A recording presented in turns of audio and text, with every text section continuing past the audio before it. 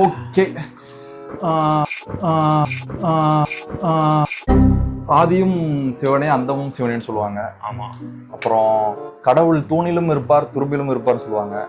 ஆனா உங்களுக்குள்ள கடவுள் இருக்காரா? நீங்க கடவுளை நம்புறீங்களா? If there is an evil then there will be a god அப்படின்னு சொல்லுவாங்க. ஸோ கடவுள் இருக்காரா இல்லையா, யார் கடவுள், அந்த மாதிரி நிறைய கேள்விகள் இருக்கு. ஸோ அதை பத்தின வீடியோ தான் இது. கடவுள் இல்லைன்னு சொல்லலை, இருந்தா நல்லா இருக்கும்னு தான் சொல்றேன். அப்படின்னு நான் சொல்லலை, கடவுள் ஆண்டவரே சொல்லி. யாரு? கோலிவுட் ஜீசஸா? கேஹெச். ஓ ஆண்டவர். Okay okay. அதுவே புரியல. அதாவது நீ பாரு, ஆண்டவர் of Tamil cinema is an atheist. ஆமா, ஆண்டவர்னு சொல்றாங்க.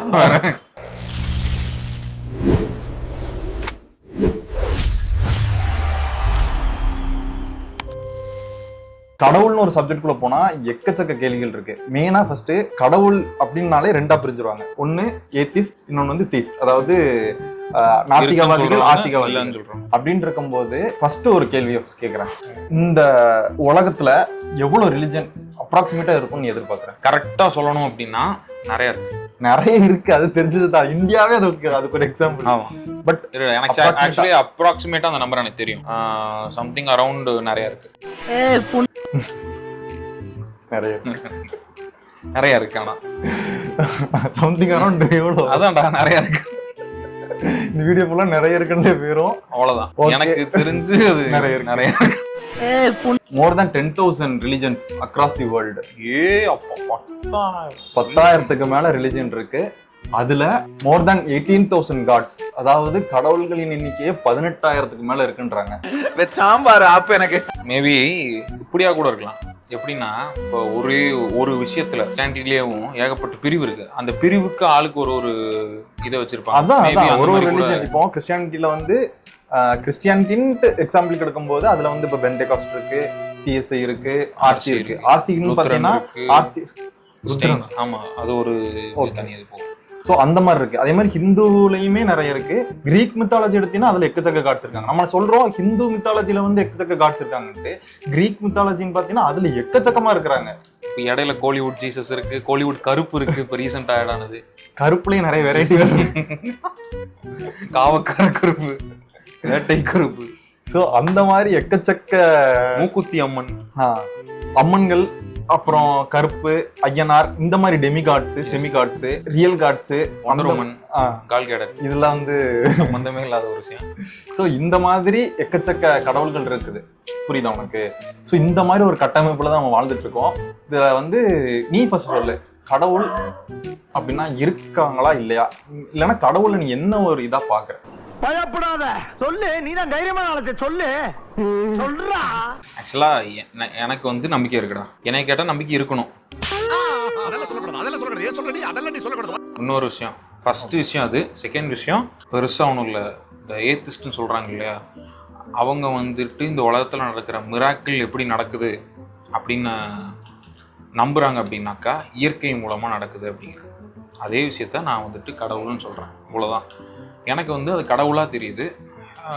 மேபி இல்லைன்னு சொல்றவங்களுக்கு மேபி அது வந்துட்டு சயின்ஸா தெரியுது. அவங்களுக்கு அவங்க நம்புற ஒரு கடவுள் மேல நம்பிக்கை இருக்கு. தப்பு கிடையாது, இருக்கலாம். இன்னொரு விஷயம், எல்லாரும் ஒரே கடவுளை தான் பின்பற்றுறாங்க அப்படின்னு சொல்றாங்க. ஒரு விஷயம் இருக்கு, அதையும் நான் நம்புறேன். அதுக்கான எக்ஸ்பிளனேஷனும் நீ கேட்க. ஸோ அதே தான் நானும். ஆக்சுவலாக நான் வந்து எப்படி சொல்றது, கடவுள்னா என்னன்னே தெரியாம கடவுள்ல கும்பிட்டு இருந்திருக்கேன். அதுக்கப்புறம் கடவுளே வேணான்னு ஏத்திஸ்ட் ஒரு ஃபார்முலாக்குள்ளேயும் போயிட்டு அதுக்கப்புறம் மறுபடியும் ஓகே, அதாவது அந்த ஃபார்முலா வந்து எல்லாத்துக்குமே செட் ஆகாது. எல்லாத்துக்கும் செட் ஆகாதுன்னு சொல்லுவேன். யாருக்கும் செட் ஆகாது. அதாவது இவன் சீமான் மாதிரி ஒரு டைம்ல ஒரு மாதிரி இருப்பான், திடீர்னு பெரியார ஃபாலோ பண்ணிட்டு திடீர்னு பெரியாரைய திட்டுவான். பெரியார ஃபாலோ எங்க அண்ணன் கொண்டா எங்க அண்ணனே பெரியார அடிப்பாரு. அதாவது கடவுள்ல என்னன்னே தெரியாம கடவுளை கும்பிட்டு ஏத்திஸ்ட் ஃபார்முலாக்குள்ள போயிட்டு அதுக்கப்புறம் செட் ஆகாது. ஓகே, அதாவது கடவுள்னு ஒருத்தர் நமக்கு வேணும். ஏன்னா நம்மளோட ஹெவினஸ் அட்லீஸ்ட் அதை குறைக்கிறதுக்கோ ஏதாச்சும் ஒரு ரிலாக்ஸேஷன் இல்லைன்னா ஏதாச்சும் ஒரு நம்பிக்கை. அதாவது கடவுள்ன்றத வந்து நான் பெரிய ஐடலா பாக்குறத விட அது ஒரு நம்பிக்கையா பாக்குறேன். இப்ப யாருமே இல்ல, யார்கிட்டயாவது பேசணுங்கிற ஒரு டைம்ல கடவுள்கிட்ட சொல்லு, அந்த மாதிரியான ஒரு நம்பிக்கை. அதாவது ஏதோ ஒண்ணு இருக்கு, புரியுதா? நம்பிக்கை தான் இங்க கடவுளே. நீ நம்பிக்கை இல்லைன்னா கடவுள் நம்ப மாட்டேன். ஒரு எக்ஸ்பிளனேஷன் எதிர்பார்க்க முடியாது, ஒரு தியரி எதிர்பார்க்க முடியாது.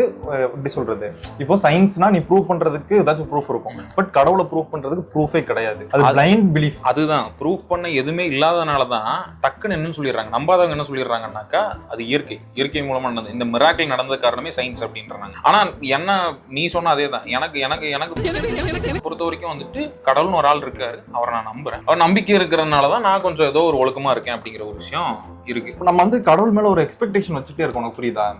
எனக்கு கஷ்டம், நான் கடவுள்கிட்ட போவேன். எனக்கு ஏதாச்சும் ஒன்று வேணும், நான் கடவுள்கிட்ட போவேன். இந்த மாதிரி ஒரு விஷயம் நடந்துச்சு, அது கடவுள் தான் காரணம்.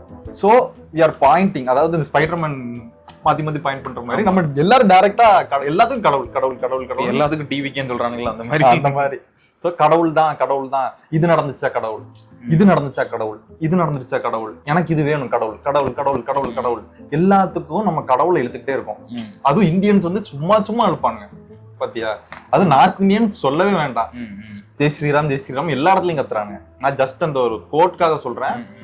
நார்மலா எல்லாமே, நான் தமிழ்நாடு அப்படின்னு சொல்லல, இந்தியான்னு சொல்லல, நார்மலா எல்லாருமே கிறிஸ்டியானிட்டிலும் சரி, முஸ்லிம்ஸும் சரி, ஹிந்துஸும் சரி, எல்லாருமே அந்த கடவுளை வந்து புல் பண்ணி வச்சுப்பாங்க பாக்கெட்ல. எதுனாலும் அப்படியே எடுத்து கடவுளை காமிச்சுப்பாங்க. இந்த ஒரு மைண்ட் செட் இருக்குல்ல, அது ஏன்? ரெண்டு விதமா இருக்குடா. 2 பாயிண்ட். ஃபர்ஸ்ட் வந்து கடவுள் உங்களை உண்மையுமே குரங்குலேருந்து வரலன்னு நீங்க நம்புறீங்கன்னா, செகண்ட் விஷயம் நீங்க நம்ப வேண்டியது கடவுள் தான் உங்களை படைச்சிருக்காரு. கடவுள் மறந்துட்டார். ஒரு நிமிஷம் இருங்க. தலைவா தலைவா மன்னிச்சிருங்க. 2 விஷயம் இருக்கு. எப்படின்னா, ஆமா என்ன கேள்வி? அதாவது சும்மா எல்லாத்துக்குமே கடவுளை புல் பண்ணிட்டு இருக்கோம். ஐயோ என்னமோ சொல்ல வந்தேன், டக்குன்னு மறந்துட்டேனடா.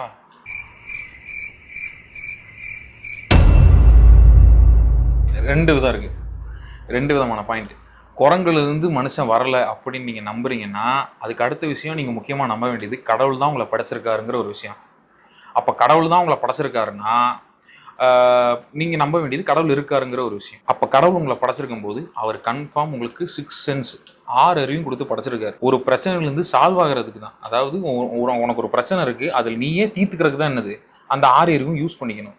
அதை விட்டுட்டு நீ கடவுள்கிட்ட போய் கேட்குற, ஃபர்ஸ்ட் விஷயம். செகண்ட் விஷயம், நீயே சரி பண்ணாலும் இல்லை உனக்கு யாராவது சரி பண்ணாலும் அதுக்கு காரணம் அவங்க இல்லை, கடவுள் தான் அப்படின்னு சொல்றதும் முட்டாள்தனம். அதாவது பழி போடுறது கடவுள் மேல. ஆமா, ஏதாவது நடந்தாலும் கடவுள் தான், நடக்கலினாலும் என்னது, கடவுள் தான். கஷ்டப்படுத்துறேன், என்ன இவ்வளவு சோதிக்கிறேன் அப்படின்னா அவர்கிட்ட போய் புலம்ப வேண்டியது. இப்ப சிம்பிளா ஒரே விஷயம் சொல்றேன். உங்க சிச்சுவேஷன் தான் இல்லைன்னு சொல்லல, கடன் வாங்கியிருப்பீங்க. எப்படியாவது கடன் வாங்கிட்டு அதை அடைக்கிறதுக்கான பலனும் அதுக்கு அடைக்கிறதுக்கான அறிவும் கடவுள் கண்டிப்பா உங்கள்கிட்ட கொடுத்துருப்பாரு. ஆன்மீகமா பேசணும்னு நினைச்சுக்காதீங்க நண்பர்களே, எனக்கு தெரிஞ்சதை நான் சொல்றேன். அதான் if you are a god believer, holy, அதான் இப்ப கடவுளை நீங்க நம்புனீங்கன்னா உங்களுக்கு கை இருக்கு, கால் இருக்கு, உழைச்சு நீங்களே இது பண்ணிக்கலாம். அதுக்குதான் கடவுள் உங்களுக்கு கொடுத்துருக்காரு.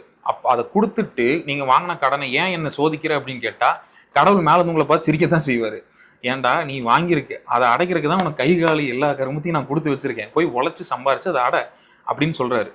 இன்னொன்னு, நீங்க நல்லா வாழ்றதுக்கான எல்லா ஃபெசிலிட்டியும் ஏதாவது ஒரு விதத்துல கொடுத்துருப்பாரு. அதை விட்டுட்டு பழி போடுறதுனாலும், ஏதாவது இந்த சிச்சுவேஷன் நமக்கு ராங்கா போற டைம்ல பழி போட்டாலும் நம்ம என்னதான் சொல்றோம், கடவுளை தான் குறை சொல்றோம். அடுத்த விஷயம், நல்லா இருந்தோம்னா கடவுளை வந்துட்டு ஒன்ஸ் நன்றி அப்பா அப்படின்ட்டு கிளம்பிடுறது. அதுவே மோசமா போயிட்டோம்னா ஒரு நாளைக்கு 10-15 தடவை கடவுளை குறை சொல்லிட்டே இருக்குது. நான் இன்னொன்னு சொல்லிட்டேன், அதாவது கடவுள்ல வந்து பழி சொல்றதை விட பயத்துக்காக கடவுளை யூஸ் பண்ணிக்கிறாங்க. அதாவது நான் தப்பு பண்ணிட்டேன், புரியுதா, நான் ஏதோ ஒரு தப்பு பண்ணிட்டேன், ஐயோ அந்த கில்ட்னஸ் எனக்கு இருக்கு, அந்த கில்ட்னஸை கொண்டு போய் அங்க இறக்கிக்கிறாங்க. அதாவது ஒருத்தன் ஜாஸ்தி கோயில் போறான்னா அவன் ஏதோ பெருசா தப்பு பண்ணிருக்கான்னு அர்த்தம்.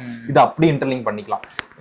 ஒரு பெரிய தப்பு பண்ணவன் தான் அந்த கில்ட்னஸ் உள்ளே இருந்துட்டு இருக்கும். அவன் கோயிலுக்கு போவான், கோயிலுக்கு போயிட்டு நான் எவ்வளவு பெரிய தப்பு பண்ணிட்டேன், நான் மன்னிச்சிருன்ட்டு அது கடவுளை போட்டு அது ஓகே. ஆனா எல்லாத்தையும் அப்படி சொல்ல முடியாது. அவங்க ஒரு கோயில் ஒருத்தர் வாரம் போயிட்டு இருக்காரு, டெய்லியும் போறாருன்னா அதை ஒரு ரெகுலேஷனா கூட அவர் யூஸ் பண்ணிக்கலாம். ரெகுலேஷனா இருக்கலாம். பட் நீ யோசிச்சு பாரு, திடீர்னு ஒருத்தர் கோவிலுக்கு ரெகுலரா போறான்னா மோஸ்ட்லி அவன் ஏதாவது பண்ணிருப்பான். எப்பயுமே போகாத ஒரு ஆள் திடீர்னு போறாங்கன்னா அது கொஞ்சம் யோசிக்க. கடவுளை வந்து மோஸ்ட்லி இப்போ அதாவது கடவுள் நம்பிக்கையாளர்கள் இருக்காங்கன்னு வச்சுக்கோங்க, அதுல வந்து 100%ல நியர்லி மோர் தென் 90% வந்து அவங்களோட தேவைக்காக மட்டுமே கடவுள்கிட்ட போய் வேண்டுறவங்களா இருப்பாங்க.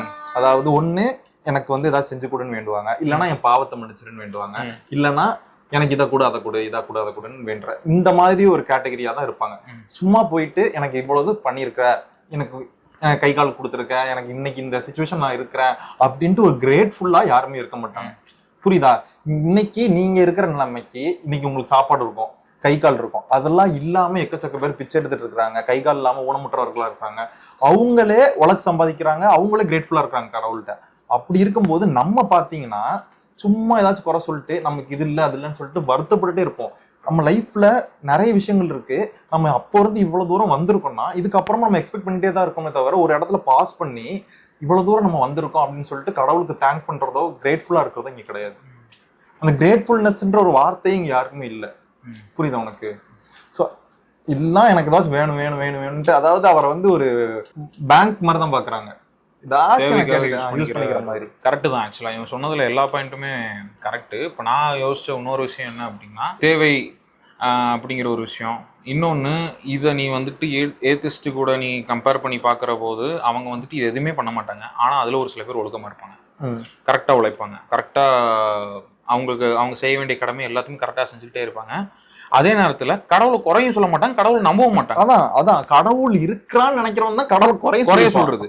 அப்போ எனக்கு ஏதாவது ஒன்று நடக்கலைன்னா அது காரணம் கடவுள் தான். அப்போ அதை நம்பாத ஒருத்தன் நல்லா தான் இருப்பான், அவனுக்கும் ஒரு சில பிரச்சனைகள் இருக்க தான் செய்யும், அவன் எதுவுமே யாரையுமே குறை சொல்ல மாட்டான், ஏன்னா அவன் அக்செப்ட் பண்ணிக்குவான். இப்போ இந்த ஒரு பிரச்சனை இருக்கு, ஓகே அப்படின்னாக்கா இது காரணம் நான் கரெக்டாக உழைச்சிருந்தேன்னா எனக்கு எல்லாமே கரெக்டாக முடிஞ்சிருக்குமே அப்படிங்கிற ஒரு இது இருக்கு. ஏத்திஸ்டுக்கும் இதுக்கும் நிறைய டிஃபரன்ஸ் போயிட்டு இருக்கு. நிறைய டிஃபரன்ஸ் கிடையாது, ஒண்ணுதான். அவன் எல்லா பள்ளியும் அவன் மேல போட்டுட்டு அந்த ப்ராப்ளம் சால்விங் என்னன்னு யோசிக்கிறான், நம்ம எல்லாத்தையும் அங்க போட்டு எனக்கு ப்ராப்ளம் சால்வ் பண்ணி கொடுன்னு கேட்கிறோம். இன்னொரு விஷயம் இருக்குடா, ஒருத்தன் வந்துட்டு ஒழுக்கமா இருக்கிறதுக்கு ரீசன் வந்து கடவுள் நம்மளை பாக்குறாருங்கிறதுக்காக நம்ம ஒழுக்கமா இருக்கோம் அப்படிங்கிற. ஆனா அவன் என்ன சொல்றானாக்கா, சுய ஒழுக்கத்தோட நாங்களே இருக்கோமே, அது வந்து தனி டைரக்ஷன். அவங்க ஓனா இருக்கிறாங்க, அவங்க வந்து ஒரு அவங்களுக்கு பயந்து இருக்கிறாங்க. புரியுதா? நான் சுய ஒழுக்கத்தோட இருக்கிறது அவங்க எனக்கு தெரிஞ்சு. நீ மதத்துக்குள்ளேயோ கடவுளுக்குள்ளேயோ இருக்கிறவங்க மோஸ்ட்லி கடவுளுக்கு பயந்துட்டு தான் நம்ம கரெக்டா இருக்கணும்னு இருப்பாங்க. நிறைய பெர்சன்டேஜ் நான் சொல்றேன், சுய ஒழுக்கத்தோட இருக்கிறவங்க இருப்பாங்க. அதே மாதிரி மிட் பர்சன்ஸ் இருப்பாங்க. எனக்கு வந்து பெருசா கடவுள் மேல அதாவது நம்பிக்கை இல்லாமல் இல்லை, அதுக்காக நான் கடவுளை போட்டு குறை சொல்லிட்டும் இருக்க மாட்டேன். அப்படியே ஒரு கேட்டகரி குரூப் இருக்காங்க. நான் கோவிலுக்கு போவேன், அது வந்து என்னோட மன திருப்திக்காக நான் போவேன், கும்பிடுவேன், வந்துட்டு என் வேலையை நான் பார்த்துட்டு கண்டினியூ பண்ணிட்டு போயிட்டே இருப்பேன். சும்மா எல்லாத்தையும் தூக்கி கடவுள் மேல பாரத்தை போட்டுட்டே இருக்க மாட்டேன். ஸோ நீங்க கடவுள் நம்பிக்கையாளர்களா இருக்கலாம், இல்லாமலையும் போகலாம். ஆனா இப்போ ஏதாச்சும் ஒரு இதை பாக்குறீங்க, யாராச்சும் கஷ்டப்பட்டுட்டு இருக்கிறாங்க, ஸோ அந்த ஒரு சினாரியோல இருக்கும்போது மோஸ்ட் ஆஃப் தி பீப்புள், அதாவது நிறைய பேர் கடவுள்ல அதாவது இந்த படத்துல சொல்லுவாங்க தெரியுமா, அன்பே சிவம் படத்துல ஒரு டைலாக் இருக்கும், என்னன்னா பொழைச்சு போங்க கிடையாது, அது கடைசி வீடியோ கடைசி போட்டுக்கலாம், நீங்க பண்ற பாவத்தெல்லாம் பண்ணிட்டு கோயில் உண்டியில போய் காசு போடுவீங்க, கடவுள் அதை வாங்கிட்டு உங்களை மன்னிச்சு உங்களை காப்பாற்றணும் எல்லாத்துல இருந்து அப்படின்ற மாதிரி ஒரு டைலாக் உண்டு. ஸோ அதுதான் இங்க நடக்குது.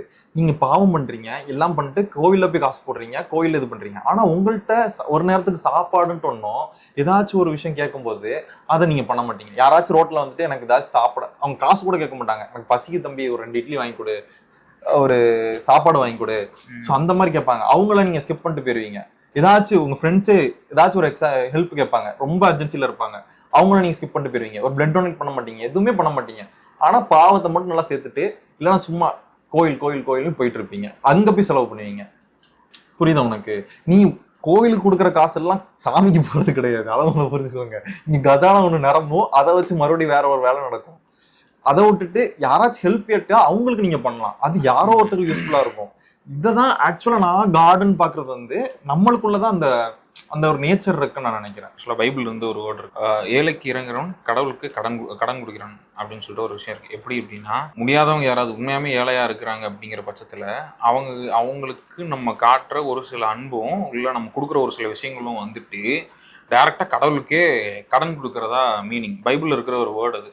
இவன் சொன்னதும் இப்போ இதுவும் கிட்டத்தட்ட ஒன்று தான். இப்போ டைரெக்டாக நமக்கு வந்து கடவுளுக்கு வந்துட்டு இப்போ காணிக்கைன்னு சொல்லிட்டு ஒன்று வாங்குறாங்க, இல்லை நம்ம காணிக்கை கொடுக்குறோம், கோயில்லையோ இல்லை சர்ச்சிலையோ நம்ம காணிக்கை கொடுக்குறோம், அந்த ஆஃபரிங்ஸ் எல்லாம் நம்ம கொடுக்குறோம் அப்படின்னாக்கா அது டேரெக்டாக என்ன கடவுளுக்காக யூஸ் பண்ணுற போகிறாங்க. நீங்கள் கடவுளுக்காக கொடுக்குறீங்கன்னு சொல்லி போட்டிருக்கோம், டேரெக்டாக நான் கடவுளுக்காக யூஸ் பண்ணுறாங்க அப்படிலாம் ஒன்றுமே கிடையாது. கடவுளுக்காக உண்மையாமே நீ கடவுளுக்கு நீ வந்துட்டு ஏதாவது பண்ணணும்னு நினைக்கிறீங்கன்னா என்ன பண்ணணும் அப்படின்னா அன்னதானம் பண்ணலாம்.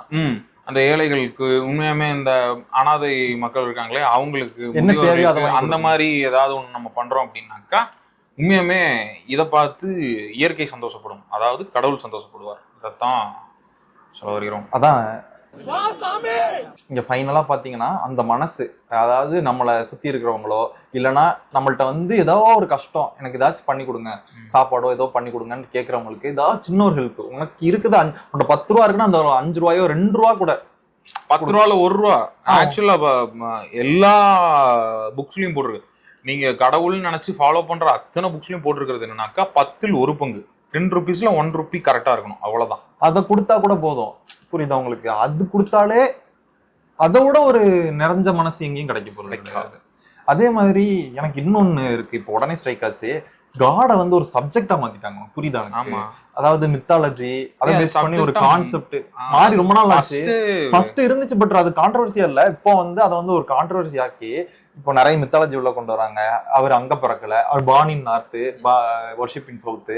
நார்த்ல வந்து ராமர் தான் பெருசு அப்படின்றாங்க, சவுத்துல ராமர் கிடையவே கிடையாதுன்றாங்க, ராவணன் பெருசுன்றாங்க, முருகர் அங்க பிறந்தாருன்றாங்க. முருகர்னா முருகர் அங்க கும்புற ஸ்கந்தன் வேற, இங்க கும்புற கந்தன் வேறன்றாங்க, குமரன் வேறன்றாங்க. ஒரு எப்படி சொல்றது, கும்புற மக்களே ஒரு கன்ஃபியூஷன்லயே வச்சிருக்காங்க. இதை வச்சு அவங்க ஒரு ட்ரெண்ட் செட் பண்ணி இதை வச்சு அவங்க ஏர்ன் பண்ணிக்கிறாங்க. மூவிஸ் இந்த மாதிரி ஒரு மார்க்கெட்.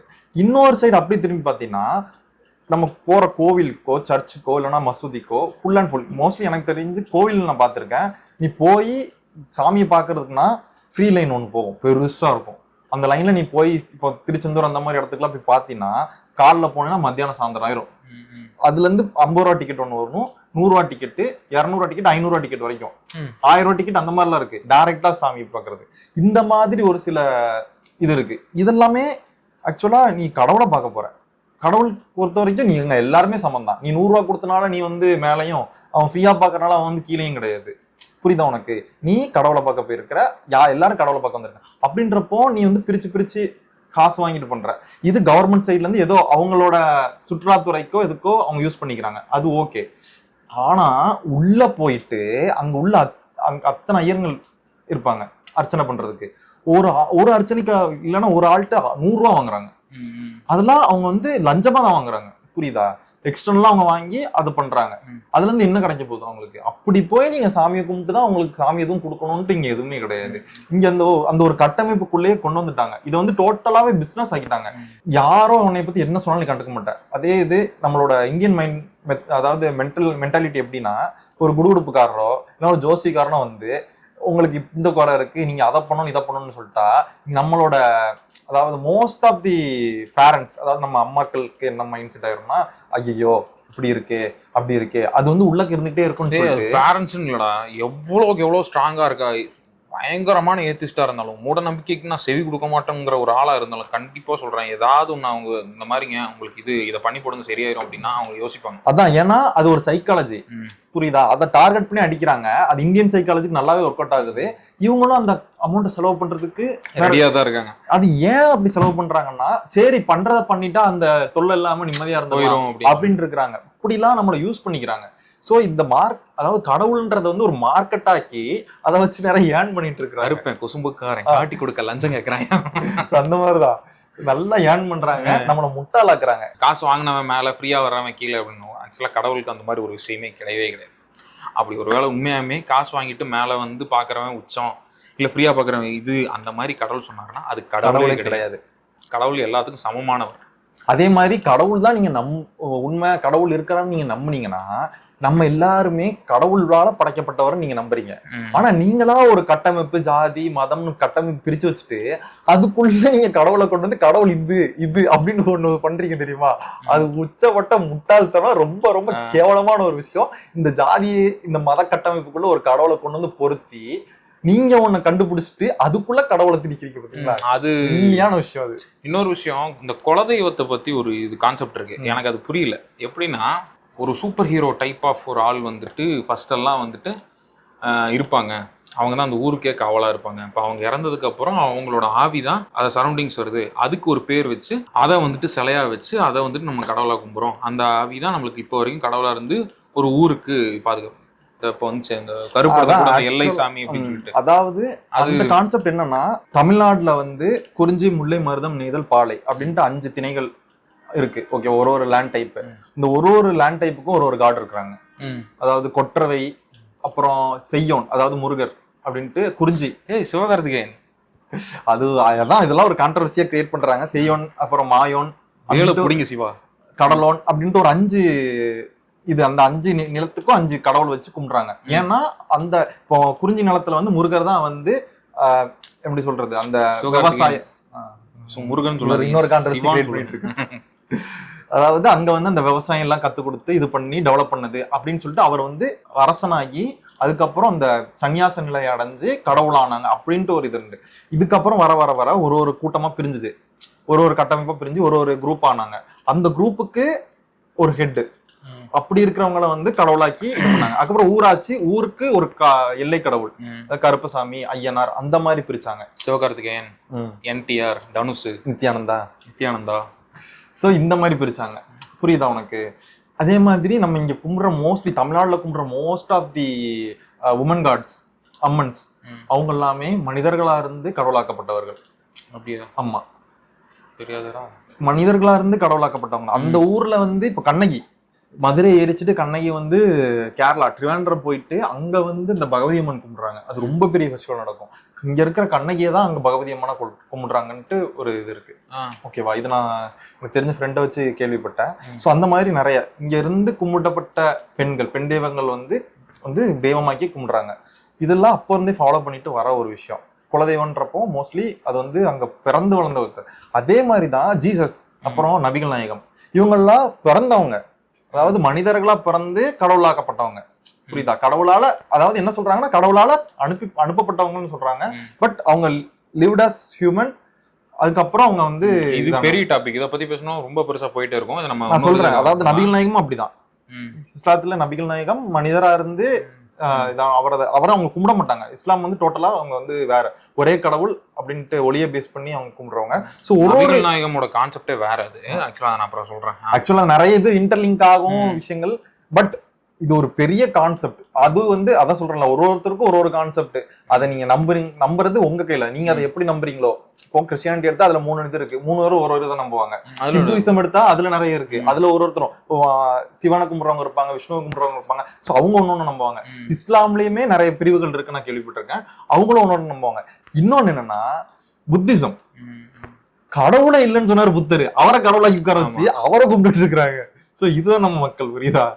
ஸோ இந்த மாதிரி ஒரு கட்டமைப்புக்குள்ளதான் நம்ம இருக்கிறோம். இப்போ கடவுளே இல்லைன்னு சொல்றாங்க அப்படின்னு ஒரு ஆளை நம்ம கடவுளா மாற்றி கும்பிட்டு இருக்கோம் அப்படின்னா அது வந்து மக்களோட மிஸ்டேக் கிடையாது.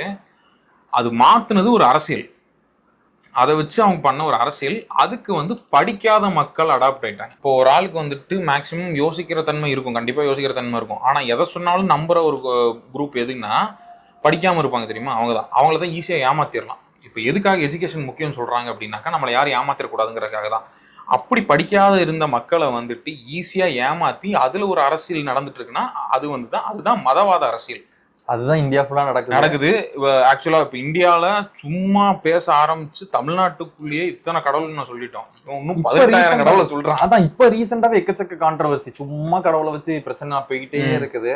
அதெல்லாம் எனக்கு தெரிஞ்சு தேவையில்லை. அவங்க வாழ்க்கையில எக்கச்சக்க பிரச்சனை இருக்கு, என் வாழ்க்கையில அவ்வளவு பிரச்சனை இருக்கு. இந்த வீடியோ பாக்குறதே பிரச்சனை தான், எல்லாமே பிரச்சனை தான். பாக்காதீங்க, அதுக்குன்னு பார்க்காம இருக்கிறதீங்க, பார்த்துட்டு இந்த பிரச்சனையை அனுபவிங்க, பிரச்சனையை ஃபேஸ் பண்ணி அதை தாண்டி போங்க. அப்பதான் அந்த வாழ்க்கை சுவாரஸ்யமா இருக்கும். பிரச்சனையே இல்லாம இருந்தா வாழ்க்கை சுவாரஸ்யமா இருக்கு. ஏன்னா இப்ப நான் பேசுறது உங்களுக்கு எதுவுமே புரியுமான்னு தெரியல, புரிஞ்சாலும் அது புரியாத மாதிரி தெரியல, எனக்கு என்னமோ பேசிட்டு இருக்கு அது எனக்கு தெரியல. ஆனா இதெல்லாம் கடவுள் இருக்காரு. ஆமா, நிறைய இருக்கு அப்படின்னு சொல்லுவாங்க. அதெல்லாம் உங்க கையில தான் இருக்கு. நீங்க நம்புறது, நீங்க நம்மளாலும் உங்க வாழ்க்கை உங்க கையில. எல்லா பழியும் தூக்கி கடவுள் மேல போடாம நித்யானந்தம்னு சொல்லிட்டு உங்க வாழ்க்கையை பார்த்துட்டு போயிட்டே இருங்க. கைலாஷ் நித்யானந்தம்.